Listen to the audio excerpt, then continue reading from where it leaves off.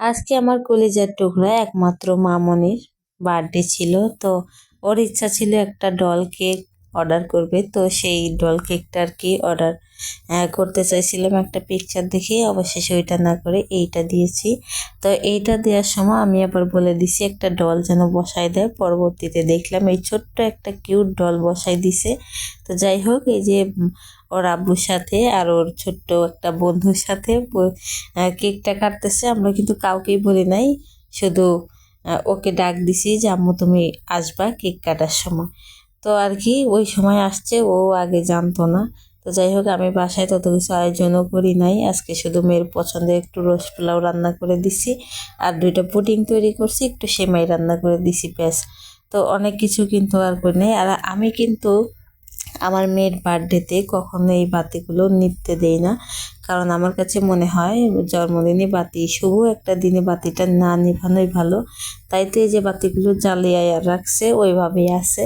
আর যদি কখনো দেখা যায় যে কেকের সাথে একটা বাতি জ্বালানোর পর ওটা ফুদি নিভাইতেই হয়, আমি কিন্তু আমার কলিজার জন্য আর একটা বাতি ঘরের এক পাশে কনে জ্বালিয়ে রাখি। ওইটা আমি নিভতে দেই না, যে যতক্ষণ ও জ্বলতে থাকে থাক।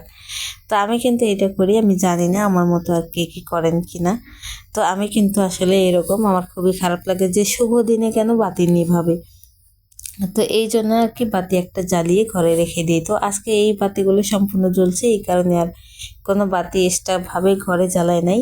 আর এইটা হচ্ছে ওর এক আঙ্কেল গিফট পাঠাইছে। তো তারা কেউ আসে নাই, তাদেরকে বলিও নাই। তো এইটা ওর আব্বু ঠিক করতে বসে নিজের হাতটাই আর কি কেটে ফেলছে, অনেকটা ব্যথাও পাইছে। আর এই চকলেটটা হচ্ছে রাত 12টার পরেই ওর আরবি টিচার এটা পাঠাইছে। সে জানতো না যে ইকরার বার্থডে।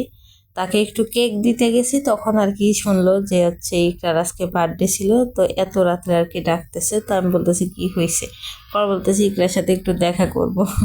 পরে যাই হোক এটা দিল আর কি। আম্মু তো ঘুমাইয়েই যাচ্ছিল প্রায়। আর এই হচ্ছে আমি এই যে পুডিং তৈরি করতেছিলাম, খুবই তাড়াহুড়া করে তখনকার ভিডিওটা নিয়েছি অল্প একটু। তো পুডিং কিন্তু গরম গরমই আর কি করেছি, নামিয়ে দিছি। আমি তো ভাবছিলাম এটা হয়তো জমবেও না। তো আজকের পুডিং 2টা বানানোর জন্য এখানে আমি 6টা ডিম ব্যবহার করেছি আর 1 কেজি দুধ, ব্যাস হয়ে গেছে। আমার হচ্ছে পুডিং তৈরি করার মতো বড় একটা বাটি নাই, এই জন্য আর কি ছোটো ছোটো 2টা বাটিতে দিছি। একটার মধ্যে দিলে অনেক বড় হইতো। তো তাও ভালো হয়েছে যে 2টা পুডিং তৈরি হয়েছে। পুডিংটা খেতে কিন্তু ভীষণ মজা হয়েছে। তো যাই হোক, অনেক কথা বললাম। আমার কলিজাটার জন্য সবাই দোয়া করবেন। আমার মামনি যেন একজন মানুষের মতো মানুষ হয়, আল্লাহ যেন ওকে নেক হায়াত দান করে। সবাই আমার চান পাখিটার জন্য দোয়া করবেন, আমার সোনা যেন সবসময় সুস্থ সবল থাকে। সবাইকে আল্লাহ হাফিজ।